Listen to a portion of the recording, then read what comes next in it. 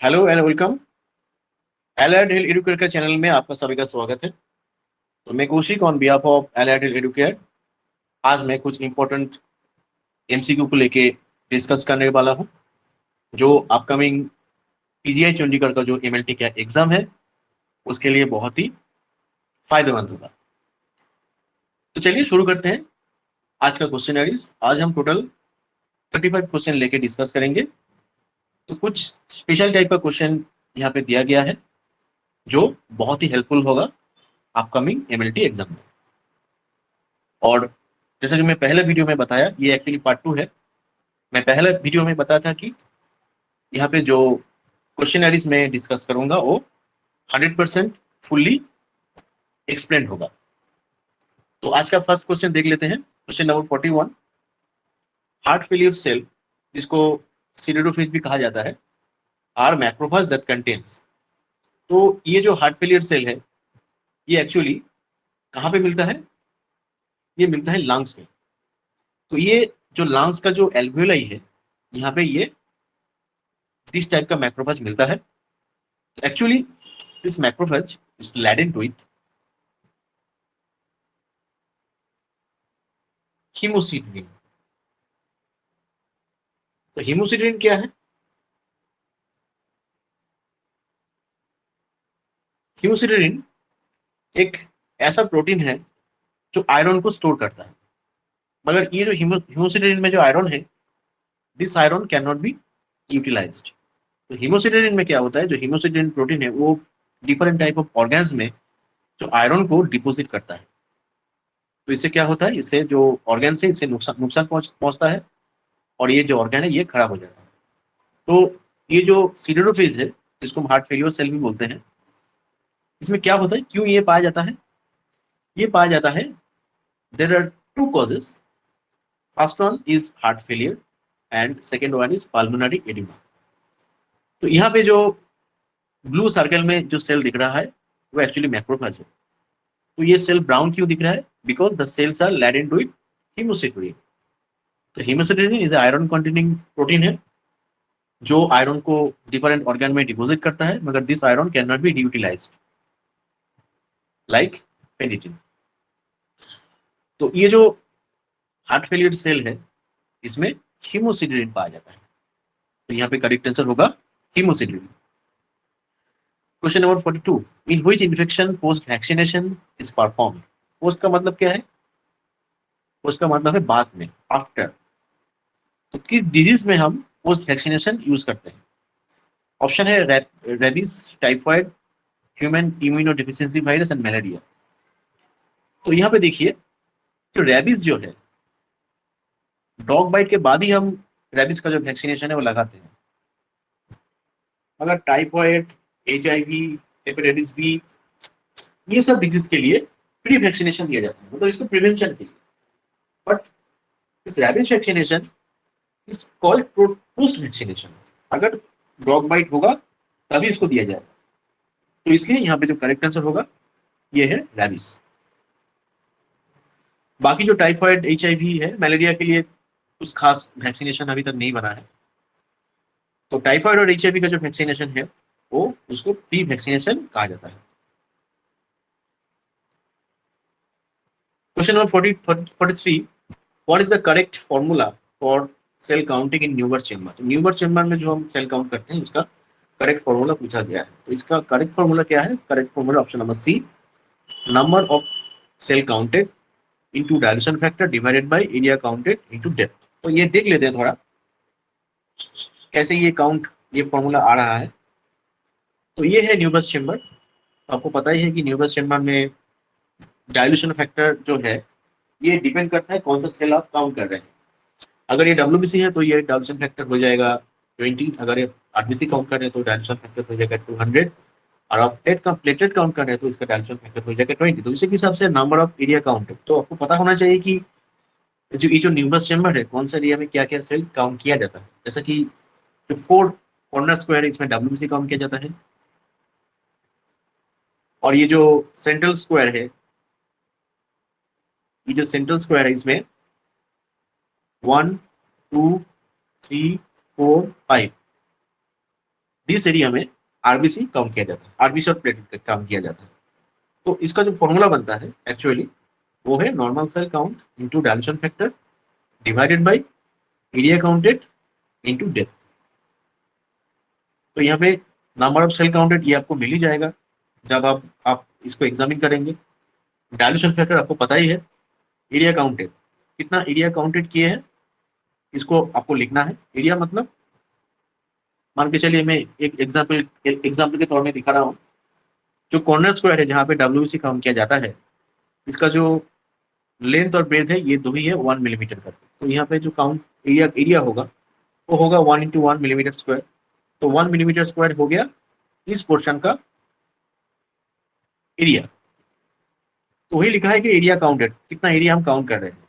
और यहाँ पे डेप्थ है, तो आपको पता ही होगा कि जो न्यूमरस चेम्बर है, जो कवर स्लिप और ये जो न्यूमरस चेम्बर, इसमें थोड़ा गैप रह जाता है। ये गैप आप देख सकते हैं कि कैसा, किस गैप के बारे में बात कर रहा हूँ। ये जो गैप है, ये जो गैप है, ये गैप 0.1 मिलीमीटर का होता है। तो इसी फॉर्मूला को काम के लगाते हुए हम different type of cell count करते हैं। वो डब्ल्यूबीसी हो सकता है, वो प्लेटलेट हो सकता है, वो आरबीसी हो सकता है। चलिए आगे बढ़ते हैं। जैसे कि मैंने दिखाया कि प्लेटलेट काउंट जब करते हैं, प्लेटलेट दो टाइप से आप काउंट कर सकते हैं। प्लेटलेट काउंट करने के लिए जो सेंट्रल स्क्वायर है, ये जो एरिया है, इसको काउंट करना पड़ेगा।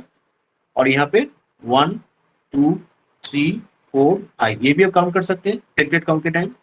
और नहीं तो आप पूरा एरिया को ही काउंट करते हैं। तो क्या होता है, जब प्लेटलेट को काउंट करते हैं, अगर पूरा एरिया को काउंट, पूरा सेंट्रल स्क्वायर को काउंट करेंगे तो यहाँ पे 1 in 100 dilution count is difficult and is create error. तो ये इसको हम यूज नहीं करेंगे। प्लेटलेट काउंट के टाइम हम इस एरिया को पूरा काउंट नहीं करेंगे। तो ये जो 5 जो हाईलाइटेड एरिया है, इसको ही हम काउंट करेंगे। मतलब ये जो 4 corner square and middle square, इसको ही हम काउंट करेंगे इन केस ऑफ प्लेटलेट काउंट। और ये जो डायल्यूशन रहेगा 1 in 20 डायल्यूशन। नेक्स्ट क्वेश्चन यहाँ पे दिया है कि reduction of glucose forms sorbitol, gluconic acid, mannitol, both A and C. जब ग्लूकोज को अब रिड्यूस करेंगे तो क्या मिलेगा। तो यहाँ पे बहुत इंपॉर्टेंट क्वेश्चन है ये। बहुत सारा क्या करेगा ना, इसको ग्लूकोनिक एसिड टिक कर देगा, ऐसा नहीं है। तो देखिए जो ग्लूकोज है उसका रिड्यूसिंग प्रॉपर्टीज है। रिड्यूसिंग प्रॉपर्टीज मतलब क्या है, ये जो बेनेडिक्ट टेस्ट होता है, बेनेडिक्ट टेस्ट में हम यूज करते हैं कॉपर सल्फेट CuSO4। ये कॉपर सल्फेट यूज किया जाता है। तो ग्लूकोज क्या करता है, इसको रिड्यूस करता है। ग्लूकोज इसको रिड्यूस कर देता है। रिड्यूस करने के बाद क्या होता है, Cu प्लस हो जाता है। तो Cu प्लस प्लस से Cu प्लस हो गया, इसका मतलब रिडक्शन। तो ये इसलिए इस ग्लूकोज को कहा जाता है रिड्यूसिंग सब्सटेंस और रिड्यूसिंग शुगर। तो ग्लूकोज रिड्यूस कर रहा है। तो now what happened, glucose must be oxidised. तो ग्लूकोज मस्ट बी ऑक्सीडाइज्ड। तो ग्लूकोज ऑक्सीडाइज होकर क्या होता है, अगर ग्लूकोज ऑक्सीडाइज हो गया तो ये बनता है ग्लूकोनिक एसिड। तो यहाँ पे पूछा गया कि रिडक्शन ऑफ ग्लूकोज, तो ग्लूकोनिक एसिड यहाँ पे टिक कर देंगे तो ये गलत हो जाएगा। तो एक्चुअली क्या होता है, जब आप ग्लूकोज को रिड्यूस करेंगे तो यहाँ पे मिलता है सॉर्बिटॉल। तो glucose get reduced and produce sorbitol. तो यहाँ पे करेक्ट आंसर होगा sorbitol, not gluconic acid, because gluconic acid is the oxidised form of glucose. और आप फ्रुक्टोज को करेंगे तो क्या होगा, यहाँ पे मैनिटोल और सॉर्बिटॉल मिलेगा। इस fructose is reduced, so we get mannitol and sorbitol. तो ये जो क्वेश्चन है इसको थोड़ा ध्यान में रखिएगा कि क्या पूछा गया है। अगर यहाँ पे ऑक्सीडेशन ऑफ ग्लूकोज फॉर्म होता तो ये ग्लूकोनिक एसिड करेक्ट होगा, मगर यहाँ पे रिडक्शन दिया गया है तो इसको आपको ध्यान में रखना होगा। Which of the following stain is not used for the reticulocyte count? इस स्टेन रेटिकुलोसाइट काउंट में यूज नहीं किया जाता है। तो रेटिकुलोसाइट जो काउंट करने के लिए जो स्टेन यूज किया जाता है वो क्या है, पहले ऑप्शन देख लेते हैं। New methylene blue, brilliant cresyl blue, azure B and crystal violet. तो यहाँ पे पूछा गया है कि कौन सा स्टेन आप नहीं यूज करेंगे। तो देखिए यहाँ पे रेडिकुलोसाइट काउंट के लिए जो स्टेन यूज किया जाता है वो है सुप्रावाइटल स्टेन। सुप्रावाइटल का मतलब क्या है? इसका मतलब है ऐसा स्टेन जो लिविंग सेल को स्टेन करता है। ऐसा नहीं कि सेल को फिक्स कर दिए उसके बाद स्टेन करे, ऐसा नहीं। It is a special type of stain which can stain a live tissue or live cell। तो सुप्रावाइटल स्टेन कैसा कैसा किस किस सुप्रावाइटल स्टेन हम यूज कर सकते हैं? ये बहुत फेमस है कि ब्रिलियंट क्रिजल ब्लू जो कॉमनली यूज किया जाता है। सेकेंड है new methylene blue. New methylene blue जो ऑटोमेटिक सेल काउंटर है यहाँ पे यूज किया जाता है। और एक चीज हम यूज करते हैं उसका नाम है एजियोर पी। ये तीन जो स्टेन है they can be used for the reticulocyte count. Crystal violet जो है, क्रिस्टल वायलेट रेडिकुलोसाइट काउंट के लिए यूज किया नहीं जाता है। तो इसलिए यहाँ पे करेक्ट आंसर होगा क्रिस्टल वायलेट, क्योंकि यहाँ पे नॉट कुछ stain is not used for reticulocyte count. तो आपको क्रिस्टल वायलेट चूज करना है। Next question, cholesterol in synthesise from. Cholesterol किस चीज से सिंथेसाइज होता है? ऑप्शन क्या क्या है? Pyruvate, acetyl CoA, lactate and HMG कोए। तो यहाँ पे जो करेक्ट आंसर होगा ये होगा एसिटाइल कोए। तो ये जो पिक्चर आप देख रहे हैं ये एक्चुअली है डी नोवो कोलेस्टेरॉल सिंथेसिस। ये डी नोवो का मतलब क्या है? डी नोवो का मतलब है अगर कोई कॉम्प्लेक्स स्ट्रक्चर कुछ सिंपल स्ट्रक्चर से बना हुआ हो तो उसको हम बोलते हैं डी नोवो सिंथेसिस। जैसा कि यहाँ पे देखने की एसिटाइल कोए, ये तो एक सिंपल स्ट्रक्चर है, सिंपलेस्ट सब्सटेंस है जिससे कोलेस्टेरॉल बन रहा है।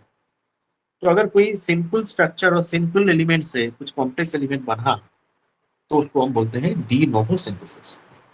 तो उसी तरह कोलेस्टेरॉल पाइरूवेट लैक्टेट से डायरेक्ट सिंथेसिस नहीं हो सकता है, इसके लिए चाहिए एसिटाइल कोई। ये हो सकता है कि ऐसा भी हो सकता है पाइरूवेट ग्लूकोज इसका ब्रेकडाउन होता है, ब्रेकडाउन के बाद क्या होता है? पाइरूवेट होता है। पाइरूवेट इससे होता है एसिटाइल कोई। फिर ये एसिटाइल कोई जो बना ग्लूकोज ब्रेकडाउन होने के बाद ये भी बन सकता है।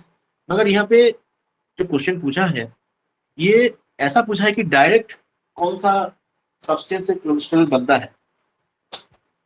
Cholesterol is synthesised directly from, ये पूछना चाहिए था।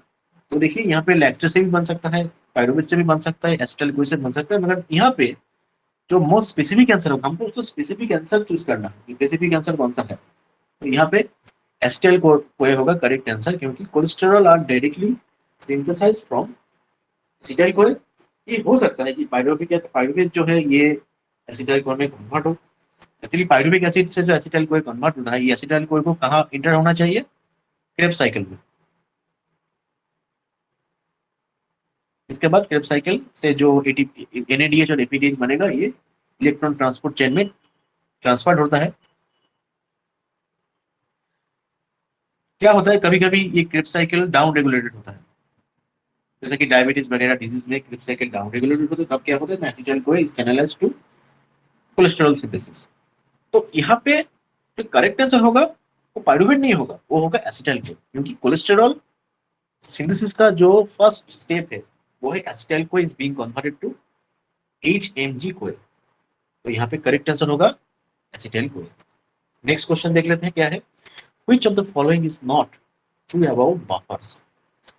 मतलब यहाँ पे जो क्वेश्चन पूछा गया है बफर्स के बारे में, तो पहले जानना है कि बफर्स है क्या।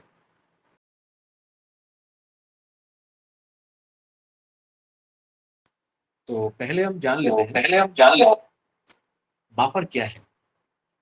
बफर एक सॉल्यूशन है जो पीएच को मेंटेन करता है, एक सॉल्यूशन का पीएच को मेंटेन करता है। बफर किस कैसे बनता है? एक वीक एसिड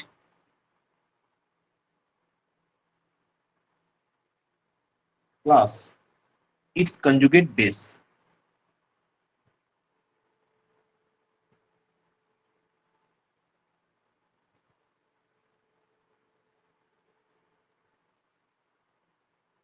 तो weak acid plus its conjugate base, इससे हम बफर बनाते हैं। तो बफर का काम क्या है? बफर का काम अगर इस सॉल्यूशन में हम थोड़ा सा एसिड और थोड़ा सा अल्कली ऐड किया तो उसका पीएच में कुछ चेंजेस नहीं आएगा। बाफर क्या करते हैं, बाफर उस जो एक्शन, जो एसिड और अल्कली का जो एक्शन है उसको प्रिवेंट करता है। तो क्या क्या ऑप्शन पहले यहाँ पे है देख लेते हैं। Boric acid buffer covers acidic range. ये बोरिक एसिड का जो बफर है, बोरिक एसिड का बफर है, ये एक्चुअली एक एसिडिक बफर है और ये एसिडिक रेंज को कवर करता है, मतलब ये ट्रू है। नेक्स्ट ऑप्शन है phosphate buffer covers neutral ranges. Phosphate buffer क्या है, ये जो बफर है ये न्यूट्रल रेंज को कवर करता है, तो ये भी ट्रू है। ये buffer is formed of weak acid and salt, ये भी ट्रू है, क्योंकि बफर कैसे बनता है, मैंने बोला कि एक वीक एसिड होता है और इसका कॉन्जुगेट बेस और इसका सॉल्ट हो सकता है, तो ये भी ट्रू है। Buffer can effectively when buffer act efficiently when both acid and its salt are present in the equal concentration। तो ये ऐसा नहीं भी हो सकता है, बफर का जो एसिड है और इसका सॉल्ट जो है, एसिड और इसका सॉल्ट जो है वो ऐसा नहीं है कि इक्वल इक्वल मात्रा में प्रेजेंट है इसीलिए वो बफर अच्छा काम करके, ऐसा कुछ नहीं है। उसका कंसंट्रेशन जो है वो कंसंट्रेशन सही होना चाहिए। एक बफर बनाने के लिए जो एसिड और उसका जो कॉन्जुगेट बेस है और सॉल्ट है, उसका जो कंसंट्रेशन है वो सही मात्रा से देना है, ऐसा कि नहीं सब कंसंट्रेशन इक्वली होगा, ये ऐसा नहीं है। तो यहाँ पे ये ट्रू होगा कि buffer can efficiently when buffer act efficiently when both an acid and its salt present in the equal concentration। तो यह हो गया करेक्ट आंसर। चलिए बढ़ते हैं 48 नंबर क्वेश्चन की ओर। Winthrop tube and Western gate method are used for measuring। Winthrop tube and Western gate method किससे use किया जाता है? वेस्टर्न गेट ट्यूब जो है वो ESR के लिए भी यूज किया जाता है और विंट्रोप ट्यूब ESR और PCB दोनों के लिए मेजर किया जाता है। तो Wintrobe tube and Westergren tube एक साथ पूछा है, तो यहाँ पे ऑब्वियसली जो करेक्ट आंसर होगा वो होगा ये सर, क्योंकि वेस्टर्न ग्रीन से तो हम किसी भी मेजर नहीं कर सकते, इसलिए हमको यहाँ पे जो ऑप्शन करेक्ट होगा वो होगा ये sir. Which of the following past sample are least efficient for bacteriological examination? Swab, pass in sterilized closed container, pass is capillaries, pass with transport medium। तो यहाँ पे जो क्वेश्चन पूछा गया कि कौन सा सैंपल का जो लाने का तरीका है और सैंपल कलेक्शन का तरीका है जिससे सबसे कम एफिशिएंट बैक्टीरियोलॉजिकल एग्जामिनेशन के लिए चांसेस जो है वो सबसे कम होगा, मतलब पास सैंपल जो है लिस्ट एफिशिएंट, किस तरह से हम ये सैंपल कलेक्शन कर रहे हैं जो सबसे लिस्ट एफिशिएंट है फॉर द बैक्टीरियोलॉजिकल एग्जामिनेशन। इसका मतलब है कि जो कलेक्शन करने का तरीका है, कलेक्शन करने का मेथड है, कौन सा मेथड सबसे लीस्ट एफिशिएंट है और बैक्टीरियोलॉजिकल एग्जामिनेशन।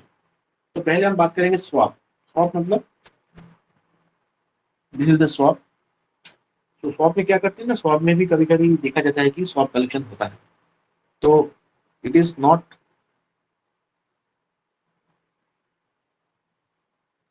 यहाँ पे क्या लिखा है देखिए, अगर हम स्वैब से कलेक्शन कर रहे हैं तो क्या होता है, क्या क्या हो सकता है, लेस सैंपल क्वांटिटी। अगर हम स्वैब से कुछ पास सैंपल कलेक्शन कर रहे हैं कि कोई ऊन से कर रहे हैं, तो क्या हो सकता है, इसका जो सैंपल क्वांटिटी है वो तो बहुत कम हो जाएगा, क्योंकि पास में तो जो ये जो स्वैब है इसमें तो ज्यादा सैंपल नहीं आएगा। सेकेंड जो है कॉन्टामिनेशन रिस्क हो सकता है। आप जब स्वैब सैंपल से पास कलेक्शन कर रहे हैं, क्या हो सकता है, कॉन्टामिनेशन हो सकता है। तो कॉमन स्किन फ्लोरा है जैसे कि स्टाफिलोकोकस एपिडर्मिडिस, ये तो स्किन फ्लोरा नॉर्मली है, तो क्या होता है ये स्वैब से स्वैब में चला आएगा। और तीसरा है ineffective for deep passes. Passes is located deep within a wound, swab may not reach it efficiently or effectively। मतलब यह होता है कि पास बहुत अंदर फॉर्म हुआ है, तो उसके लिए आपको सीरीज चाहिए, आप स्वैब से वो सैंपल कलेक्शन नहीं कर सकते because swab may not reach it effectively.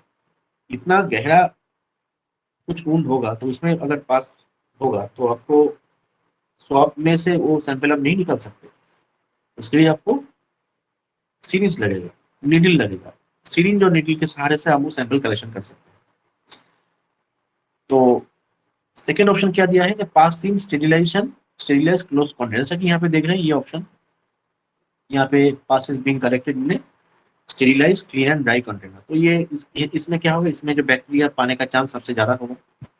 Pass in capillaries, जब कैपिलरी में कलेक्शन कर रहे हैं तो इसमें भी ठीक ठाक ही होगा। और पास विद ट्रांसपोर्ट मीडिया, पास आप जब ट्रांसपोर्ट मीडिया में कलेक्शन कर रहे हैं तो इसका क्या होगा ना, बैक्टीरिया का जो वायबिलिटी है वो वायबिलिटी सही रहेगा और बैक्टीरिया आने का चांस बहुत बढ़ जाएगा। तो यहाँ पे जो करेक्ट आंसर होगा, पहले क्वेश्चन को समझना पड़ेगा, क्वेश्चन में क्या कहा गया है। Which of the following past sample are least efficient for bacteriological examination? Bacteriological examination के लिए कौन सा सैंपल कलेक्शन का तरीका सही नहीं है, ये हमको ढूंढ के निकालना है। तो यहाँ पे देखिए जो 3 ड्रॉबैक्स मैंने बोला है, इसके हिसाब से ये जो स्वाब है, ये स्वाब करेक्ट आंसर होगा। Question number 50, ideal fixative for mitochondria and lipids, potassium permanganate, osmium tetroxide, 10% formalin and Zenker's fluid. तो यहाँ पे पोटेशियम परमंगनेट, 10% फॉर्मलिन और जिंकस फ्लूइड ये तो नहीं होगा, क्योंकि यहाँ पे लिपिड प्रिजर्वेशन के लिए बोला है आइडियल फिक्सेटिव। तो लिपिड के लिए और माइटोकॉन्ड्रिया के लिए जो आइडियल फिक्सेटिव होगा वो आपको याद करके रखना है, वो होगा ऑस्मियम टेट्रोक्साइड। तो यहाँ पे बी होगा correct answer. Next question, one of the most important question, which of the following do not gives positive result for Benedict test? Glucose, sucrose, lactose, maltose. यहाँ पे कौन सा सही रहेगा? देखिए ग्लूकोज, लैक्टोज और माल्टोज ये सब है रिड्यूसिंग शुगर, तो मतलब बेनेडिक्ट टेस्ट में ये सब पॉजिटिव रिजल्ट देगा। तो एक्चुअली क्या होता है, देखिए कि जो ग्लूकोज मॉलिक्यूल है, ग्लूकोज मॉलिक्यूल का जो स्ट्रक्चर हम अब देखेंगे, तो देखिए थोड़ा मैं ड्रॉ कर रहा हूँ यहाँ पे, ये थोड़ा क्लियर आइडिया आपको रहना चाहिए ताकि आपका ये हमेशा याद रहे। तो मैं ग्लूकोज का जो मॉलिक्यूल है, यहाँ पे 6 कार्बन मॉलिक्यूल होता है, 1 2 3 4 5 6। तो मैं पूरा नहीं ड्रॉ कर रहा हूँ, जस्ट तो ये होता है ग्लूकोज मॉलिक्यूल, और यहाँ पे भी रहता है, मैं और ड्रॉ नहीं कर रहा हूँ। और ये जो होता है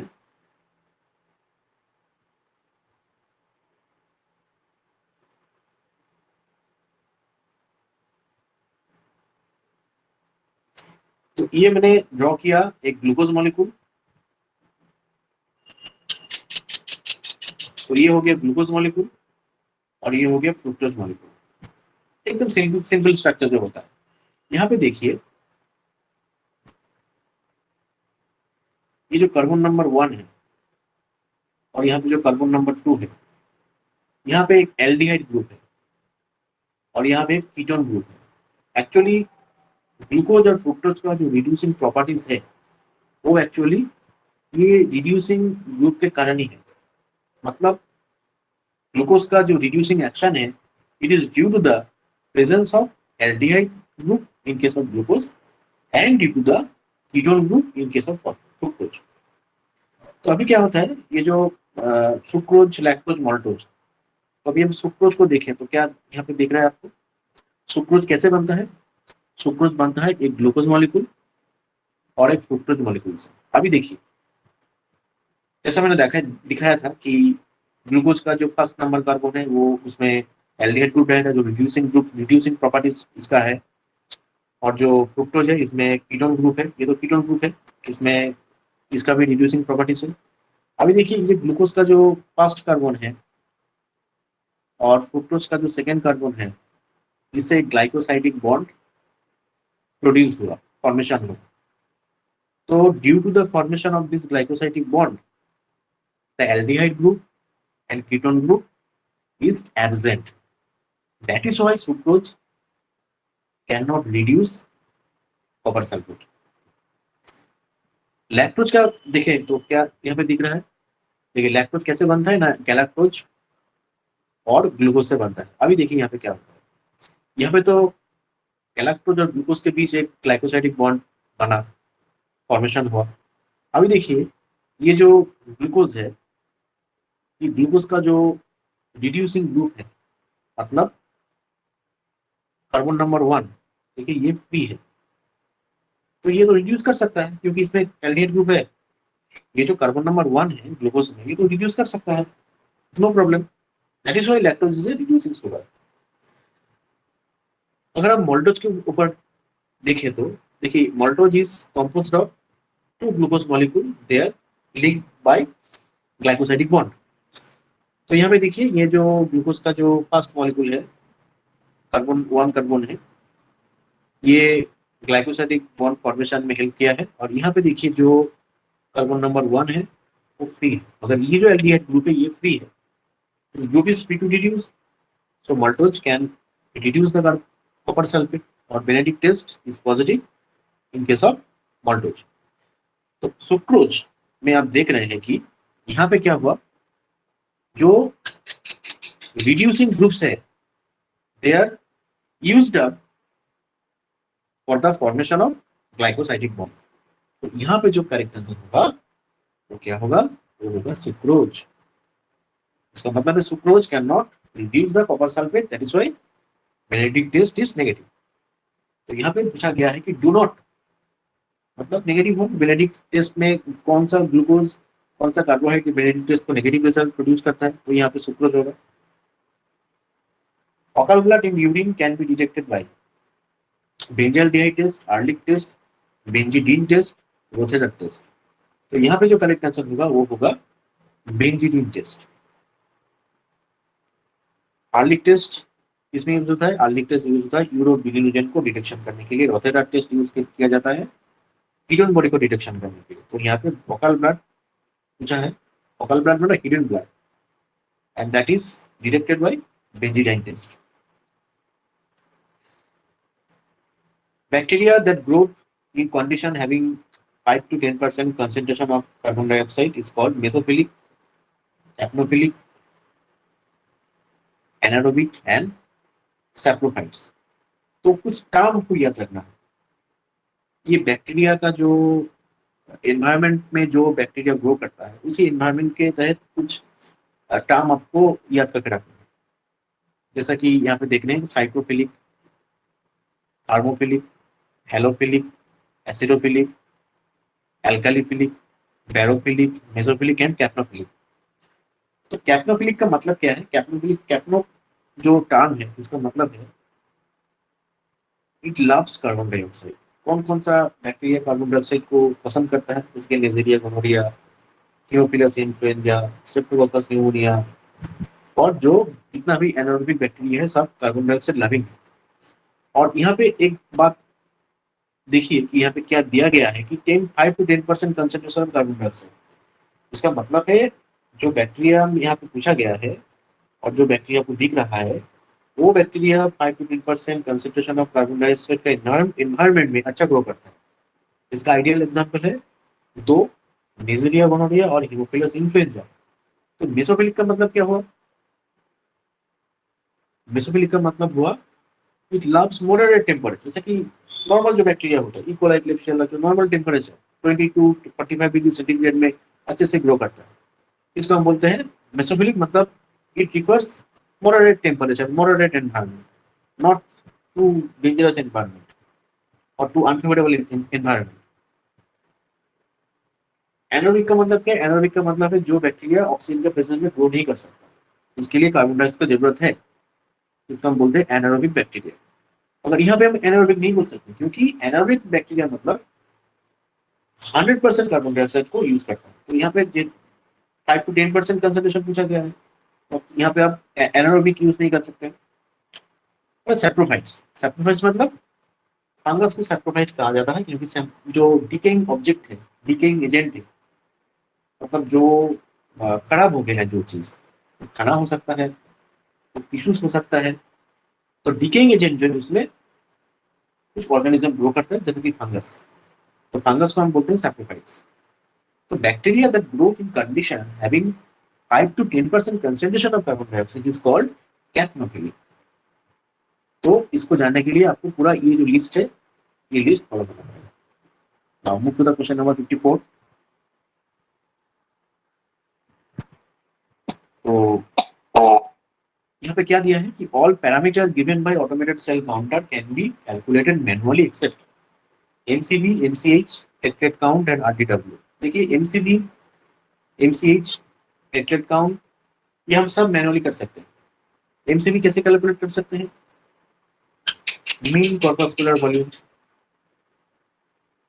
मीन कॉर्पस्कुलर वॉल्यूम हम कैसे कैलकुलेट करते हैं ना, मीन कॉर्पस्कुलर वॉल्यूम को कैलकुलेट करने के लिए हमको क्या चाहिए? PCB by RBC count into 10, इसे हम एमसीबी कैलकुलेट कर सकते हैं। MCH mean corpuscular haemoglobin, mean corpuscular haemoglobin, इसके लिए भी फॉर्मूला है। तो ये सब फॉर्मूला बेस्ड है, ये इसको मैनुअली कैलकुलेट करने की जरूरत नहीं है। प्लेटलेट, प्लेटलेट भी सेम हम मैनुअल कर काउंट कर सकते हैं। मगर ऐसा कौन सा चीज है इसके लिए हमको मैनुअल प्रोसीड्योर करने की जरूरत नहीं है और मैनुअल से वो पॉसिबल नहीं, वो है आरडीडब्ल्यू। आरडीडब्ल्यू का मतलब है रेट शेयर डिस्ट्रीब्यूशन विथ। तो ये रेट शेयर डिस्ट्रीब्यूशन विथ ये जो पैरामीटर है, ये एक सीबीसी का पैरामीटर है। ये आपको मिलेगा आप जब ऑटोमेटेड सेल काउंटर 5 पार्ट हो, 7 पार्ट हो, व्हाटएवर में भी आप यूज कर रहे हैं। तो आरडीडब्ल्यू के ऊपर एक सेपरेट वीडियो मेरे यूट्यूब चैनल में मैं बनाया हूँ, आप चाहे तो वो वीडियो देख सकते हैं। तो आरडीडब्ल्यू का मतलब है RDW represent the एनाइसोसाइटोसिस। Anisocytosis. What is anisocytosis? Anisocytosis is defined by the variation in sizes of the RBC. RBC size जो होता है, कुछ RBC छोटा होता है, कुछ बड़ा होता है। अगर ये RBC साइजेस का जो वेरिएशन है ये कुछ ज्यादा हो गया तो इस कंडीशन को हम बोलते हैं एनाइसोसाइटोसिस। तो एनाइसोसाइटोसिस को कैलकुलेट करने के लिए नॉर्मल डिस्ट्रीब्यूशन कर्व की जरूरत है। इसके ऊपर भी एक वीडियो बना हुआ है मेरा यूट्यूब चैनल पर, चाहे तो देख सकते हैं। तो इसको हम बोलते हैं नॉर्मल डिस्ट्रीब्यूशन कर्व। इस नॉर्मल डिस्ट्रीब्यूशन कर्व का जो हाइट है, इसका जो 20% हाइट, ये हो गया टोटल हाइट। ये हो गया एक नॉर्मल डिस्ट्रीब्यूशन का बिल शेप कर्व होता है, नॉर्मल डिस्ट्रीब्यूशन कर्व। ये हो गया पीक और ये हो गया बेस। तो इसका जो टोटल हाइट है, इसका जो 20%, जो 20% दिख रहा है, ये 20% एरिया में जो जितना विड्थ हो रहा है इसको हम बोलते हैं रेशियल डिस्ट्रीब्यूशन विड्थ। अगर red cell distribution width are expressed by two parameter, one is RDW standard deviation and another is RDW CB percentage। तो RDW का जो CB percentage वो भी आप कैलकुलेट कर सकते हैं ये फॉर्मूला यूज करके। सेम रेशियल डिस्ट्रीब्यूशन विड्थ का जो कर्व है उसको यूज करके आप ऐसे यूज कर सकते हैं, कैलकुलेट कर सकते हैं। 1 is D divided by mean corpuscular volume into 100। तो देखिए ये जो काउंट है, ये जो फर्स्ट पिक्चर है और सेकंड पिक्चर है, we can not calculate the red cell distribution width manually, we have to rely on the cell counter for the calculation of red cell distribution width. बाकी तो हम मैनुअली कर सकते हैं। तो यहाँ पे करेक्ट आंसर होगा ऑप्शन नंबर डी। चलिए आगे बढ़ते हैं नेक्स्ट क्वेश्चन की तरफ। Platelet count is decreased in all of the following condition except. Platelet count किस कंडीशन में डिक्रीज नहीं होता, ये एक्चुअली पूछा गया है। तो देखते हैं क्लैंपिंग ऑफ प्लेटलेट।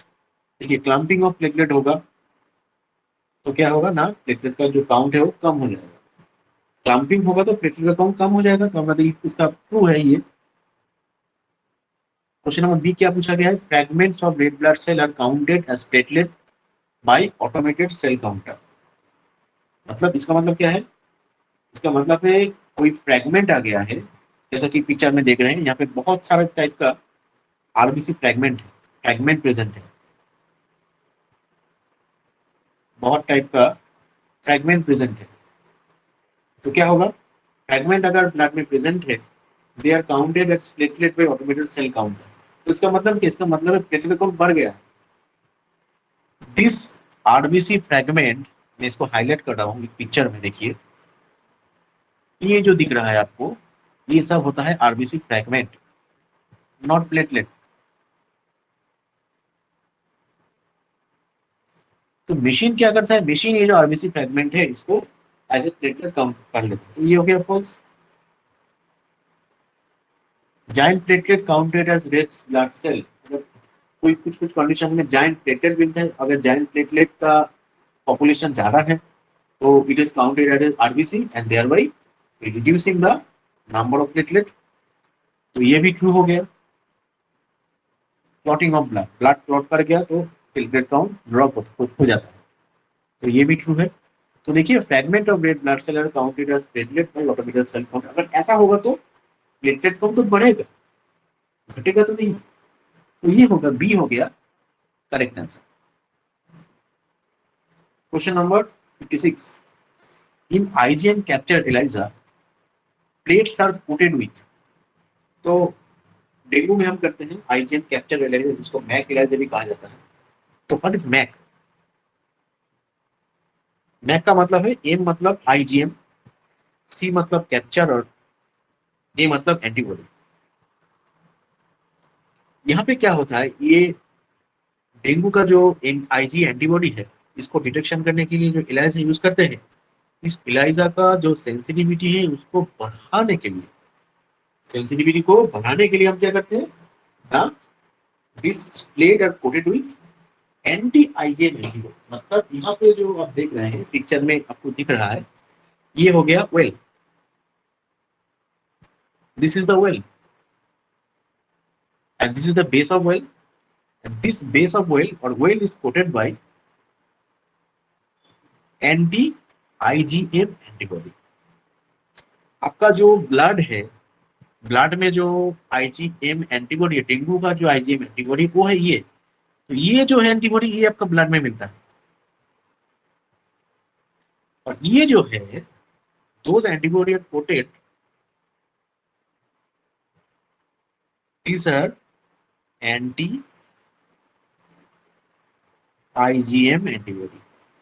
मतलब एंटी आईजीएम से ये जो वेल से ये कोट रहेगा, तो यहाँ पे तो सैंपल में जो एक्चुअल जो डेंगू का आईजीएम है, मतलब ये मैं बात कर रहा हूँ, ये वाला मैं बात कर रहा हूँ, ये एंटीबॉडी होकर बाइंड करेगा। तो इसका मतलब है जो, इसका मतलब ऐसा है, इसका करने का एक ही मकसद है कि ये जो रिएक्शन है इसका सेंसिटिविटी जो है इसको एनहेंस करना। तो यहाँ पे करेक्ट आंसर होगा एंटी आईजीएम एंटीबॉडी। तो ये जो चीज है सब कुछ, ये आपको की डिटेल्स जो है डेंगू का जो आईजीएम का की डिटेल्स है इसको आपको यहाँ पे मिल जाएगा।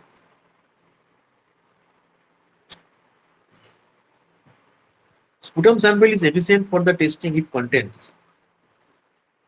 स्पुटम सैंपल में ऐसा कौन सा चीज होगा जिसको देखने के बाद आप बोल सकते हैं कि नहीं ये जो सैंपल कलेक्शन है ये बहुत अच्छा हुआ? Alveolar macrophage, bronchial cell, columnar epithelial of larynx, stratified squamous epithelial. तो देखिए ये जो लंग है, ये लंग में एल्वियोलाई होता है, एल्वियोलाई। एल्वियोलाई में एक स्पेशल टाइप का सेल होता है जिसको हम बोलते हैं एल्वियोलर मैक्रोफेज। तो ये जो एल्वियोलाई मैक्रोफेज है, this is alveolar macrophage. Sometimes this alveolar macrophage said of and it's come with the sputum sample. तो अगर ये जो आप देख रहे हैं कि ट्रैकियल सेल बोले तो कोलमनर एपिथेलियल और लैरिंक्स, ये तो सब अपर रेस्पिरेटरी ट्रैक्ट का हिस्सा हो गया। Stratified columnar squamous epithelium cell, आपका columnar epithelial cell, larynx, tracheal, ये सब अपर रेस्पिरेटरी पार्ट का हो गया।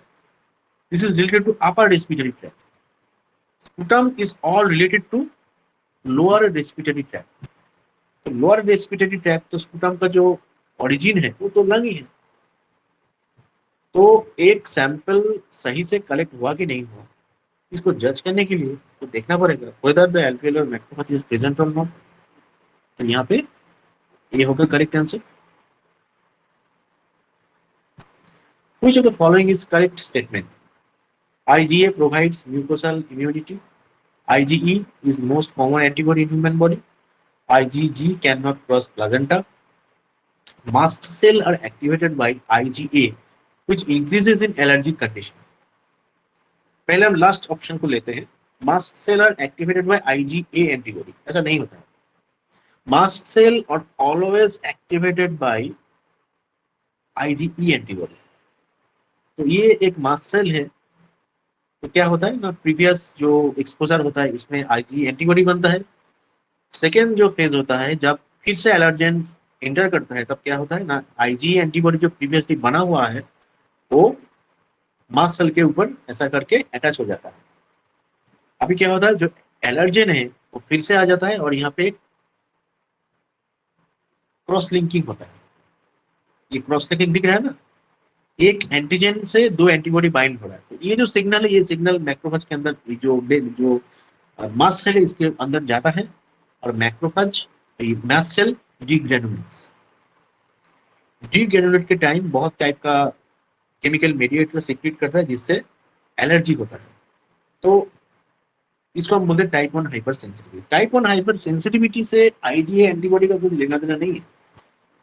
मास्ट cell is always related to IgA antibody in terms of type 1 hypersensitivity. तो ये तो गलत हो गया। IgA cannot cross placenta. Yes, IgA can cross placenta. Being a very small antibody, IgG can cross placenta. ये भी correct incorrect हो गया। IG most common antibody in human body, ये भी करेक्ट इनकरेक्ट हो गया, क्योंकि मोस्ट कॉमन एंटीबॉडी है IgG। IgA provides mucosal immunity, ये करेक्ट होगा। IG एंटीबॉडी बच्चे के क्या होता है, जब मदर्स मिल्क जो लेते हैं बच्चे, तो जो IG एंटीबॉडी ये बच्चे के शरीर में आ जाता है और ये म्यूकोसल जो इम्यूनिटी ये प्रोवाइड करता है। तो यहाँ पे IgA provide mucosal immunity correct answer होगा। Human body parts are discarded in red bag, blue bag, yellow bag, black bag. ये तो सभी को पता है, क्योंकि सबका जहाँ पे आप काम करते हैं, हॉस्पिटल हो, लैब हो, सब में ये बायोमेडिकल वेस्ट का एक पोस्टर चिपका हुआ होता है। तो इसमें इंस्ट्रक्शन दिया जाता है कि कौन सा बायोमेडिकल वेस्ट, तो बहुत टाइप हो सकता है, प्लास्टिक हो सकता है, ह्यूमन एनाटॉमिकल वेस्ट हो सकता है, वो ग्लव्स हो सकता है, सिरिंज हो सकता है, नीडल हो सकता है, शार्प एलिमेंट हो सकता है। तो ये आपको बहुत अच्छी तरह से जानना है कि कौन सा एलिमेंट किस कलर का कंटेनर में फेंके, क्योंकि बायोमेडिकल वेस्ट में जो सेग्रीगेशन होता है वो बहुत ही इंपॉर्टेंट है।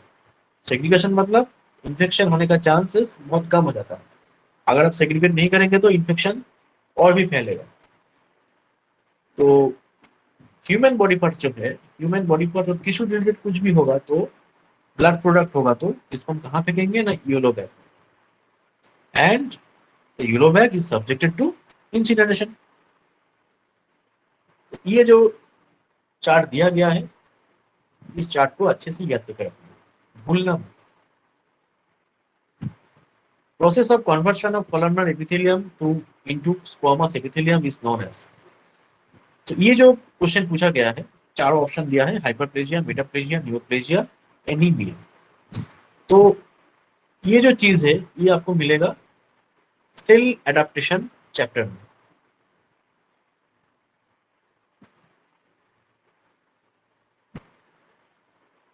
तो मान के चलिए एक सेल है,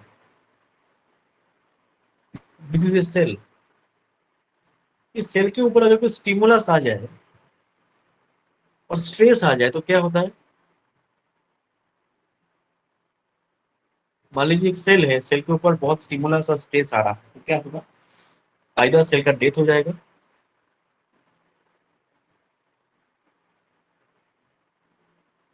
सेल विल डाई, और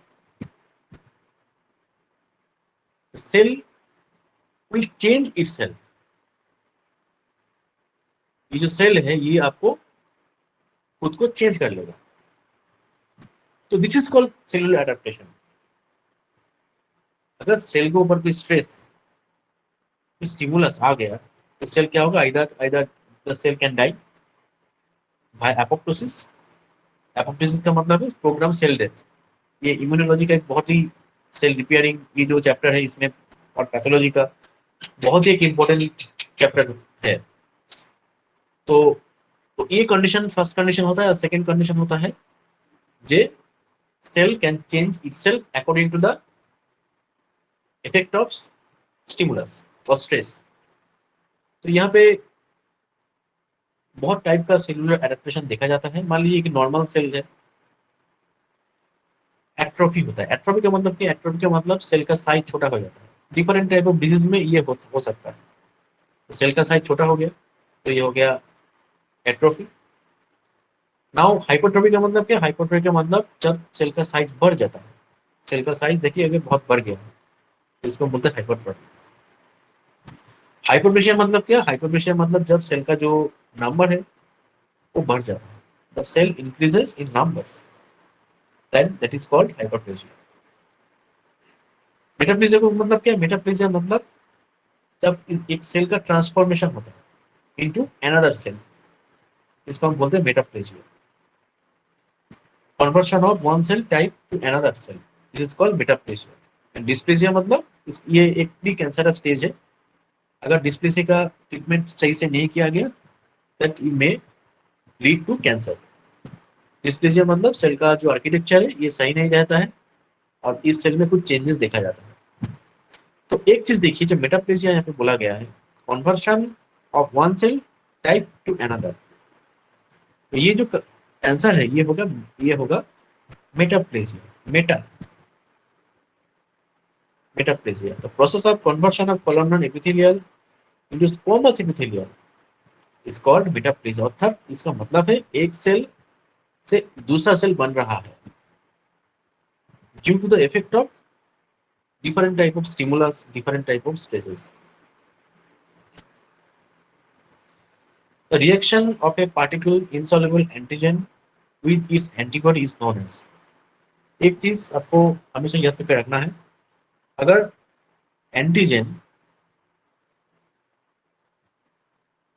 एंटीजन सॉल्युबल हो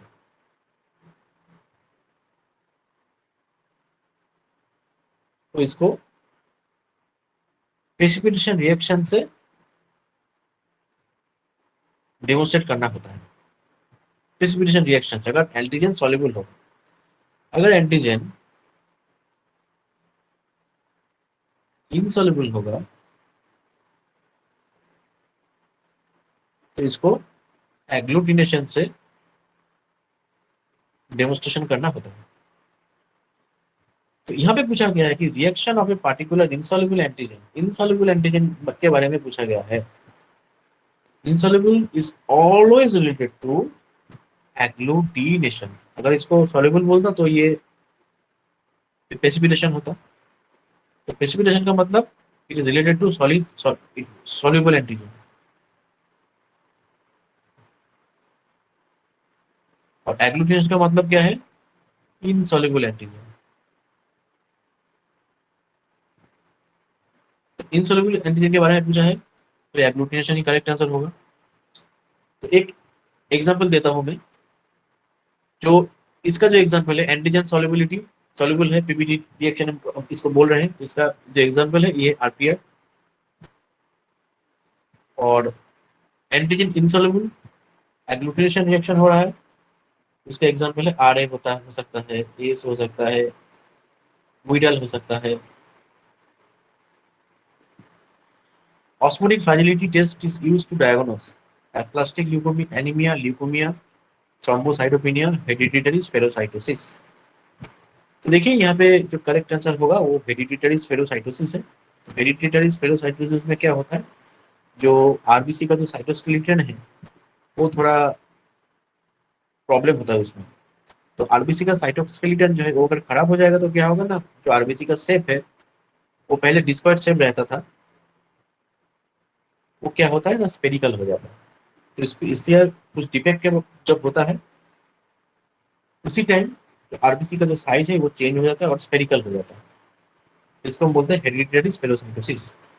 तो हेरिडिटरी स्पेरोसाइटोसिस का मतलब क्या है कि इसमें जो सेलुलर मेम्ब्रेन है वो बहुत फ्रेजाइल है, मतलब वो lower concentration of salt solution can not tolerate. तो इसको डेमोन्स्ट्रेट करने के लिए एक टेस्ट किया जाता है जिसका नाम है ऑस्मोटिक फ्रैजिलिटी। इस ऑस्मोटिक फ्रैजिलिटी से हमको पता चलता है कि वो आरबीसी कितना फ्रेजाइल है, और इससे हम थैलासेमिया और हेरिडिटरी स्पेरोसाइटोसिस ये सब डायग्नोसिस करने में बहुत हेल्पफुल होता है। Now the next question, which of the following is capillary fragility test? Capillary fragility test क्या है? Hess test, Rothera test, kiss test, aldehyde test. तो अभी हमको जानना है कि कैपिलरी फ्रैजिलिटी क्या है और कैपिलरी फ्रैजिलिटी टेस्ट है क्या। देखिए, जब डेंगू होता है तब ये टेस्ट किया जाता है। इस टेस्ट का मकसद एक ही है, जो कैपिलरी फ्रैजिलिटी, कैपिलरी फ्रैजिलिटी बढ़ गया, बढ़ तो नहीं गया, क्योंकि डेंगू में प्लेटलेट बहुत लो हो जाता है और यहाँ पे इंटरनल हिमोरेज होने का टेंडेंसी बहुत बढ़ जाता है। It is due to the low count of platelet. Platelet कम हो जाता है। प्लेटलेट जब कम हो जाएगा तब इसको डायग्नोसिस करने के लिए कुछ ना कुछ टेस्ट करना पड़ेगा। और डेंगू में क्या होता है, जो कैपिलरी फ्रैजिलिटी है वो भी देखा जाता है।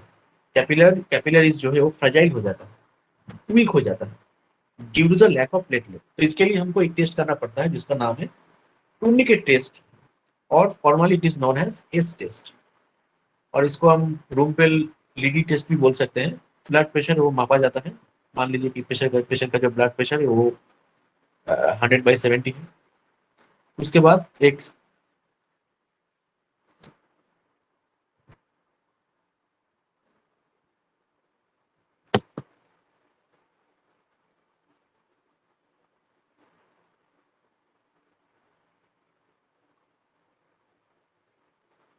तो उसके बाद क्या किया जाता है, उसके बाद इसका जो cut off point between SBP, systolic blood pressure, और डायस्टोलिक ब्लड प्रेशर का जो मिड ब्लड प्रेशर है वो लिया जाता है। तो जो सिस्टोलिक ब्लड प्रेशर और डायस्टोलिक ब्लड प्रेशर को जोड़ के उसको 2 से डिवाइड किया जाता है। इसका वैल्यू आ गया, देखिए यहाँ पे 85 मिलीमीटर मार्कर। अभी क्या करते हैं हम, अभी हम एक टूर्निकेट और जो कप होता है जिससे ब्लड प्रेशर मापा जाता है उसको लगा के रखते हैं 5 मिनट के लिए। इन्फ्लेट द कप, जो कप होता है ब्लड प्रेशर मापने का, उसको इन्फ्लेट करने के बाद बिटवीन कितना प्रेशर में करना पड़ता है ना, 85 मिलीमीटर मरकरी प्रेशर में करना पड़ता है। क्योंकि जो प्रेशर ये कंसीडर किया जाता है, अगर इसका प्रेशर 100/70 होगा तो ही हम 85 मिलीमीटर में ये रख सकते हैं। तो जो काफ है उसको इन्फ्लेट करके 5 मिनट के लिए रख दिया जाता है। और क्या होता है ना, 5 मिनट होने के ऊपर होने के बाद उसको डिफ्लेक्ट किया जाता है, reduce and wait for 2 minutes. And इसमें कुछ इस टाइप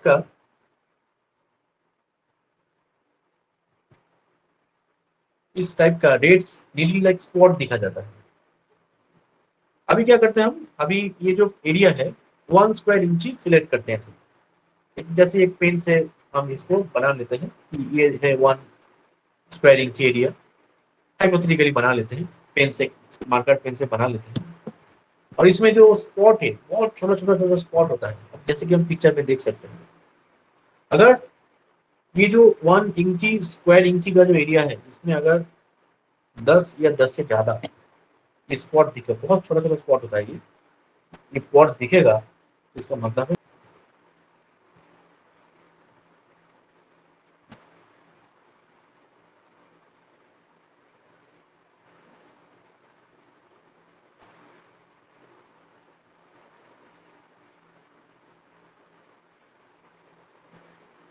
तो ये जो एरिया में जो स्पॉट है इस स्पॉट को काउंट किया जाता है। कितना स्पॉट होगा, 10 या इससे ज्यादा होगा तो इसका मतलब है जो टूर्निकेट टेस्ट ये पॉजिटिव है।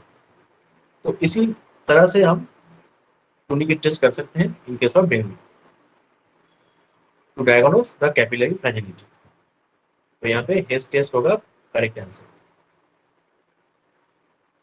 Which of the following marker is used to detect or diagnose leukemia? क्या होता है, जो सेल होता है, WBC होता है, इसमें बहुत टाइप का प्रोटीन पाया जाता है। इसको हम बोलते हैं सीडी। सीडी मतलब क्लस्टर ऑफ डिफरेंशिएशन। ये जो सीडी प्रोटीन है और ये जो सीडी मार्कर है, इसको मार्कर भी बोलते हैं क्योंकि this type of protein is a very useful thing to diagnose different type of leukemia. बहुत टाइप का सीडी मार्कर हो सकता है और ये डिपेंड करता है कि कौन सा सेल के ऊपर क्या क्या मार्कर हो सकता है। तो यहाँ पे पूछा गया है कि कौन सा मार्कर होने से और कौन सा मार्कर होने से हमको पता चलता है कि यहाँ पे ल्यूकेमिया है। तो ये जो टेस्ट है इसको हम बोलते हैं इम्यूनोफेनोटाइपिंग और फ्लो साइटोमेट्री।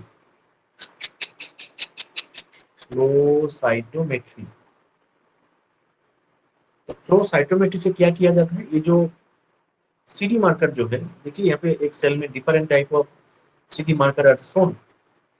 ये जो फ्लो साइटोमेट्री क्या करता है, ये जो सीडी मार्कर इसको जो वैल्यू इसका है ये वैल्यू देता है। तो बहुत टाइप का सीडी मार्कर हो सकते हैं। तो यहाँ पे CD34 और CD33 दे कैन डिटेक्ट और डायग्नोस ल्यूकेमिया।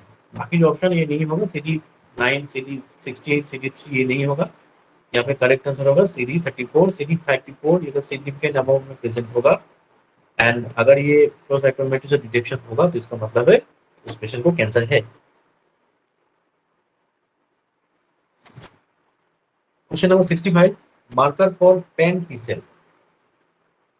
अब ये पैन टी सेल क्या है? पैन टी सेल का मतलब है जितना भी टी सेल है इसमें कौन सा सीडी मार्कर कॉमन है, ये पूछा गया है। जैसे कि पैन कार्ड होता है, पैन कार्ड का मतलब क्या है? पैन कार्ड तो सब में कॉमन होता है, सबके पास पैन कार्ड है, मेरे पास भी, तुम्हारे पास भी, सबके पास है।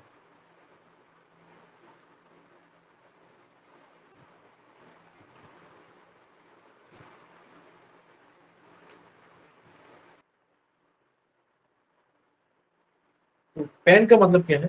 पैन का मतलब सबके पास ये पैन कॉमन है।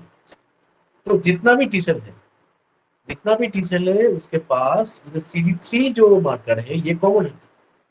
चाहे वो हेल्पर CD सेल हो, TH1 हो, TH2 हो, TH17 हो, जो भी हो, अगर वो टी सेल होगा तो उसके ऊपर ये CD3 कॉमन होगा। मतलब जैसे कि पेन, पेन मतलब ऑल, ये आपको ऐसे रिलेट करना है कि पैन कार्ड जो है ये सबके पास कॉमन है ना। उसी तरह पैन टी के पास जितना भी टी सेल है उसके पास CD3 जो मार्कर है ये कॉमन है। क्लियरिंग एजेंट शुड बी, ये हिस्टोपैथोलॉजी रिलेटेड क्वेश्चन है, inexpensive, visible with dehydration and infiltration solution with poor penetration power, toxic solution। तो क्लियरिंग एजेंट में कौन सा कैरेक्टर होना चाहिए? देखिए क्लियरिंग एजेंट का मतलब क्या है? क्लियरिंग एजेंट का काम है जो डिहाइड्रेटिंग एजेंट है इसको निकाल देते हैं, क्योंकि to facilitate the penetration of the infiltration, infiltrating agent, जैसा कि पैराफिन। इसके लिए क्या होना चाहिए? ये जो क्लियरिंग एजेंट है इसको मिसिबल होना चाहिए, मतलब ये घुलना चाहिए। किसमें घुलना घुलेगा ना? जो डिहाइड्रेटिंग एजेंट है। तो एक टिश्यू है, मान के चलिए, मान लीजिए टिश्यू है, तो tissue are just dehydrated.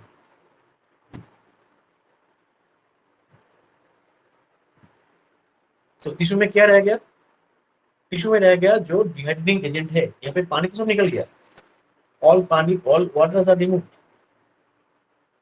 During the dehydration. तो पानी सब निकल गया, वाटर सब निकल गया। तो यहाँ पे ये क्या है? ये ब्लू वाला क्या है? ये ब्लू वाला है डिहाइड्रेटिंग एजेंट, ये रह गया यहाँ पे। तो क्या होगा? अगर ये रह गया तो इन्फ्लेशन के टाइम जो पैराफिन है ये अंदर नहीं घुसेगा। तो क्या करना पड़ेगा? इसको हमको यहाँ पे क्लियरिंग एजेंट यूज करना पड़ेगा। क्लियरिंग एजेंट से क्या होगा? क्लियरिंग एजेंट ये जो एल्कोहल है, ये अल्कोहल को यहाँ पे भगा देगा। Now it facilitate the penetration of paraffin. तो ये हो गया correct answer. 67 most common use decalcifying agent in histopathology lab, osmic acid, picric acid, nitric acid, pyruvic acid. तो डिकैल्सिफाइंग एजेंट सबसे ज्यादा यूज किया जाता है nitric acid, 5% nitric acid, 5% aqueous nitric acid is mostly used in histopathological lab for decalcification. 6 chromatin can be efficiently studied from sample from vagina, saliva, buccal smear, cervical smear। तो पहले आपको जानना है कि what is our body. Sex chromatin ये actually है क्या? देखिए, अगर हम एक मेल और एक फीमेल को कंपेयर करें तो यहाँ पे क्या होगा ना, मेल में सेक्स क्रोमोसोम होता है, XY सेक्स क्रोमोसोम होता है, और फीमेल में 2 सेक्स क्रोमोसोम होता है, that is double X. Male में एक सेक्स क्रोमोसोम, एक वाई क्रोमोसोम, फीमेल में एक 2 एक्स क्रोमोसोम होता है। तो क्या होता है, जो फीमेल में ये जो एक्स एक्स्ट्रा जो एक्स क्रोमोसोम है ये इनएक्टिव हो जाता है और डीएक्टिव हो जाता है। ये क्यों होता है? ये इसलिए होता है, मान के चलिए ये मेल का एक्स क्रोमोसोम है और फीमेल का 2 एक्स क्रोमोसोम है। तो क्रोमोसोम में क्या है, क्रोमोसोम में जीन है, डीएनए है, तो इससे क्या होगा ना, प्रोटीन बनेगा, different type of protein will be produce from this gene.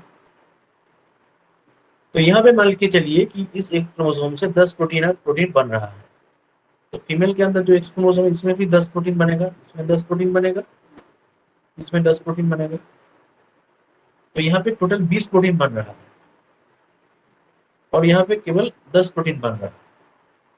तो क्या क्या हुआ यहाँ पे कुछ इनइक्वालिटी हो रहा है। तो ये जो इक्वालिटी है, इक्वालिटी को मेंटेन करने के लिए एक जो क्रोमोसोम है फीमेल में वो क्या होता है, वो डीएक्टिव हो जाता है। मान के चलिए 20 क्रोमोसोम डीएक्टिव हो गया, ये डीएक्टिव जो क्रोमोसोम है ये कंडेंस हो जाता है।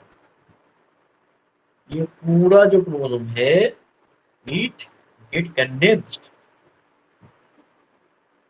और ये जो सेल है, ये मान के चलिए सेल है, ये सेल का जो न्यूक्लियस है एकदम पेरिफेरी में एकदम डार्क स्पॉट जैसा दिखता है, जैसा कि यहाँ पे दिखाया गया है। तो न्यूक्लियस है, न्यूक्लियस का जो पेरिफेरी है, एक सेल है, सेल का जो न्यूक्लियस है, न्यूक्लियस का पेरिफेरी में एकदम एक कंडेंस डार्क स्पॉट जैसा दिखता है, तो इसको हम बोलते हैं बार बॉडी। अभी क्वेश्चन है कि ये जो बार बॉडी हो रहा है, प्रोड्यूस हो रहा है, किसमें प्रेजेंट रहेगा? जो बार बॉडी प्रोड्यूस हो रहा है ये जो फीमेल का जो सेल है, ये फीमेल का सेल में दिखने को मिलता है। क्यों होता है ऐसा? ये होने का एकमात्र कारण है इक्वालिटी को मेंटेन करते हैं। Equality should be maintained. ये जो थ्योरी है, लायंस करके एक साइंटिस्ट इस थ्योरी को इंट्रोड्यूस किया था, इसलिए इसको बोलते हैं लायंस हाइपोथेसिस। ये थोड़ा याद करके रखिएगा, Lions hypothesis.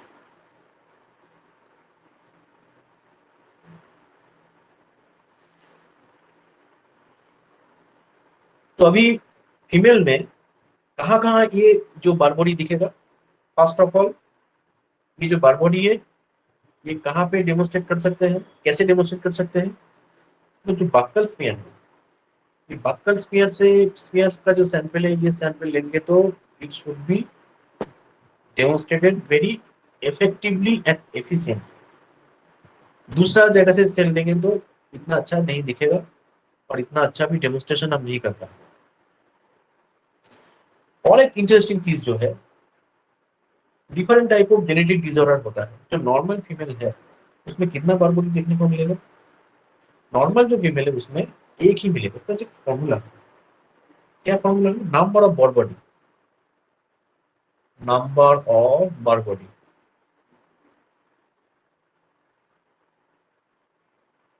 Equals to number of X chromosome minus 1। ये फॉर्मूला को थोड़ा याद करके रखिएगा, number of X chromosome minus 1। जैसे कि नॉर्मल एक फीमेल है, नॉर्मल फीमेल में कितना एक्स क्रोमोसोम? 2 एक्स क्रोमोसोम है, तो 2 माइनस 1, तो मतलब यहाँ पे 1 बार बॉडी रहेगा। एक एक्स वाई मेल में एक सी एक्स क्रोमोसोम है, तो 1 माइनस 1, तो यहाँ पे मेल में कोई बार बॉडी नहीं मिलेगा। अगर मान के चलिए कि क्लाइनफील्टर सिंड्रोम, तो क्लाइनफील्टर सिंड्रोम में क्या होता है? 2 एक्स क्रोमोसोम होता है, तो यहाँ पे 2 माइनस 1 यहाँ पे 1 बार बॉडी दिखेगा। अगर ऐसा कुछ डिजीज होगा जहाँ पे ट्रिपल एक्स क्रोमोसोम है, मतलब 3 एक्स क्रोमोसोम, यहाँ पे कितना मिलेगा? यहाँ पे मिलेगा 3 - 1, 2 बार मिलेगा। तो ये हो गया जनरलाइज्ड फॉर्मूला। तो how to determine the number of Barr body. और एक चीज है, ये जो बारबोडी है ये हम कैसे डेमोस्ट्रेट कर सकें, किस टाइप से, किस तरह से हम इसको डेमोस्ट्रेट कर सकें। तो इसको डेमोस्ट्रेट करने के लिए बहुत स्टेन यूज किया जाता है, जैसे कि हो गया क्रिस्टल वायलेट, ऑर्निसिन, फ्यूजिन, कार्बन फुक्सिन, ये सब स्टेन हम यूज कर सकते हैं ये बार बॉडी को डेमोस्ट्रेट करने के लिए। और एक चीज, ये जो बार बॉडी ये पेरिफेरल ब्लड स्मीयर में न्यूक्लियस के अंदर भी दिखा जाता है, तभी हम उसको बार बॉडी नहीं बोलते, इसको बोलते Davidson body. Davidson body is also the bar body, but in case of neutrophil, when the bar body like structure is found, then it is called Davidson body. ये डेविडसन बॉडी कहाँ पे मिलता है? Neutrophil में मिलता है, मगर इसका जो चीज है सेम सेम चीज है। और बक्कल स्पीयर हम देंगे तो बक्कल स्पीयर से स्टेन करेंगे तो यहाँ पे बार बॉडी दिखेगा। तो बार बॉडी और डेविडसन बॉडी सेम चीज है, मतलब इसका कुछ नाम का अंतर है और कुछ नहीं। तो सेक्स क्रोमेटिन, और इसको और एक नाम से जाना जाता है, बार बॉडी का और एक नाम है जिसका मतलब सेक्स क्रोमेटिन, इसको सेक्स क्रोमेटिन हम बोलते हैं। तो सैंपल फ्रॉम वेजाइना ये करेक्ट नहीं होगा, सलाइवा नहीं होगा, buccal smear is the correct answer, where sex chromatin demonstration is most efficient. और ये भी याद करके रखना है कि कौन सा स्पीसीज में और कौन सा जेनेटिक डिसऑर्डर में क्या क्या मिलता है, कितना मिलता है, कितना बारबरी मिलता है। Question number 69, which type of following type of biosafety cabinet is used during the work of Ebola virus. तो देखिए इबोला वायरस का जो मुद्दा है ये हो गया, it is related to biosafety level 4। Biosafety level 4, तो बायोसेफ्टी लेवल 4 में जो जो वायरस और बैक्टीरिया बिलोंग करता है उसको, उसके लिए हमको यूज करना पड़ेगा बायोसेफ्टी कैबिनेट 3। मैंने कल ही बोला था एक क्वेश्चन के दौरान, बायोसेफ्टी कैबिनेट 3 यूज करना होगा।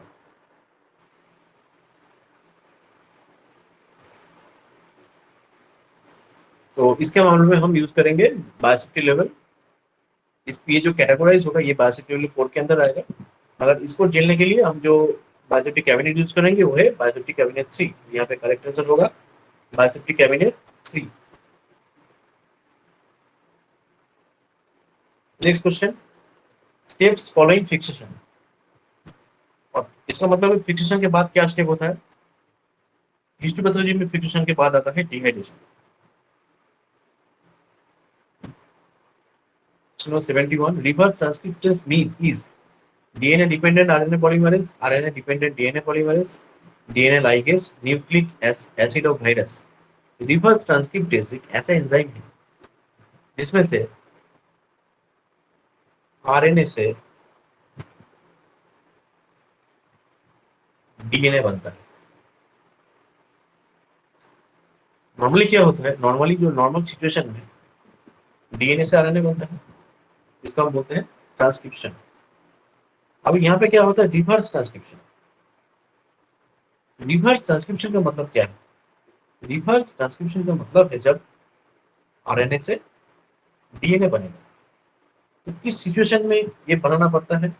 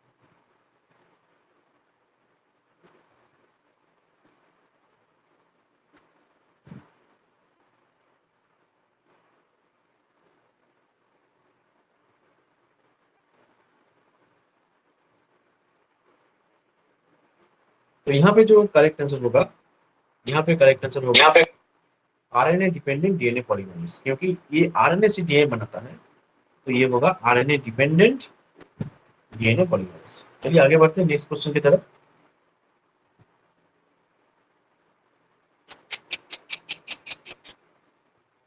Urinary bladder cancer is common in person working with. Urinary bladder जो कैंसर होता है ये किन पर्सन में कॉमन होता है? Person working with metal, asbestos, aniline dye और डस्ट। तो जिस पर्सन ये एस्बेस्टो फैक्ट्री में काम करता है, ये एक कार्सिनोजेनिक एजेंट है। इसमें क्या होता है ना, यूरिनरी ब्लैडर कैंसर का होने का चांसेस है।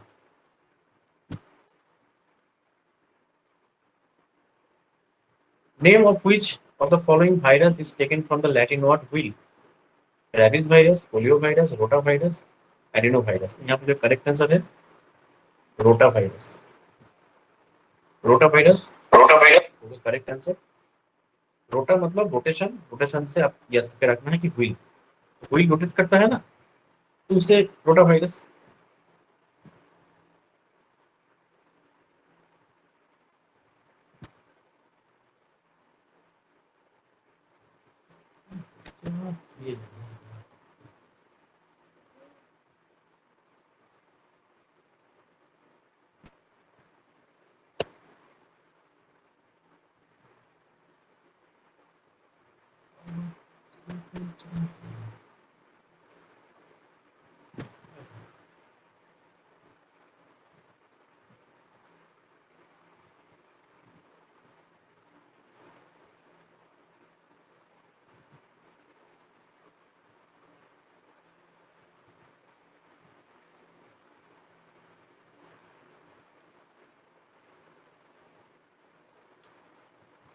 नेक्स्ट क्वेश्चन है superficial superficial cell of the superficial cell of are more common in cervical smear under the influence of। तो यहाँ पे जो हम बक्कल जो वेजाइनल स्मीयर बनाते हैं, जो टैप स्मीयर बनाते हैं, टैप स्मीयर में तीन चार टाइप का सेल मिलता है, जैसा कि superficial cell, intermediate cell, parabasal cell और बेसल सेल। ये चारों टाइप का सेल यहाँ पे मिलता है। ये जो पिंक कलर का सेल है इसको हम बोलते हैं superficial cell, is the outer most cell of the vaginal mucosa. इसका जो ग्रोथ होता है वो व्हिच हार्मोन के इन्फ्लुएंस में होता है? ल्यूमिनाइजिंग हार्मोन? ये तो नहीं होगा, क्योंकि ल्यूमिनाइजिंग हार्मोन ओव्यूलेशन में हेल्प करता है। follicular stimulating hormone, it is mean for the growth of Graafian follicle.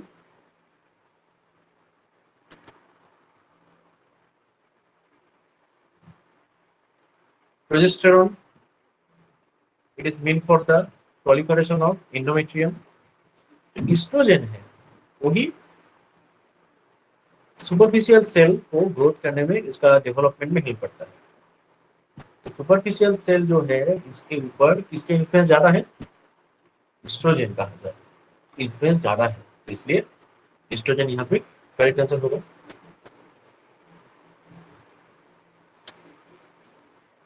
आज का सेशन का last question, which term is matched incorrectly? तो यहाँ पे कुछ जेनेटिक का क्वेश्चन पूछा गया है।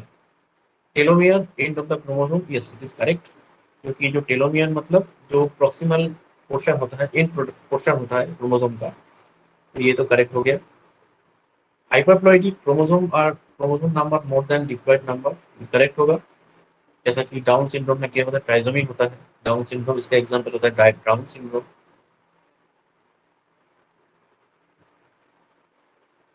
डाउन सिंड्रोम में क्या होता है, ट्राइसोमी होता है। ट्राइसोमी मतलब यहाँ पे 321 नंबर क्रोमोसोम होता है, तो यहाँ पे इसको बोलते हैं हाइपरप्लॉइडी।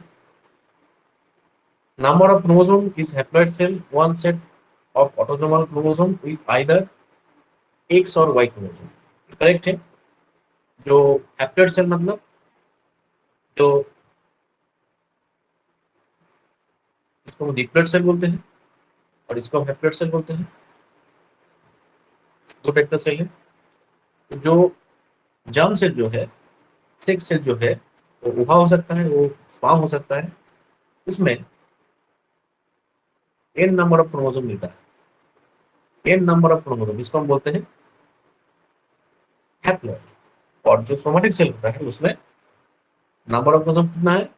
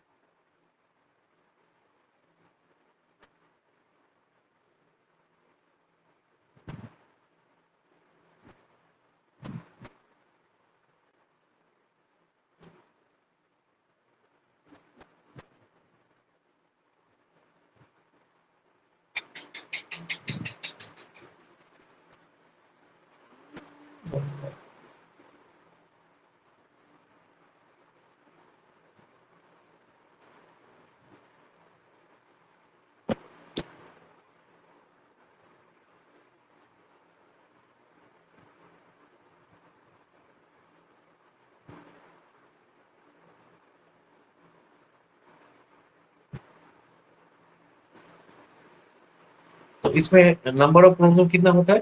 अगर ये सोमेटिक सेल होगा तो 2n होगा, जिसको हम डिप्लॉइड कहते हैं।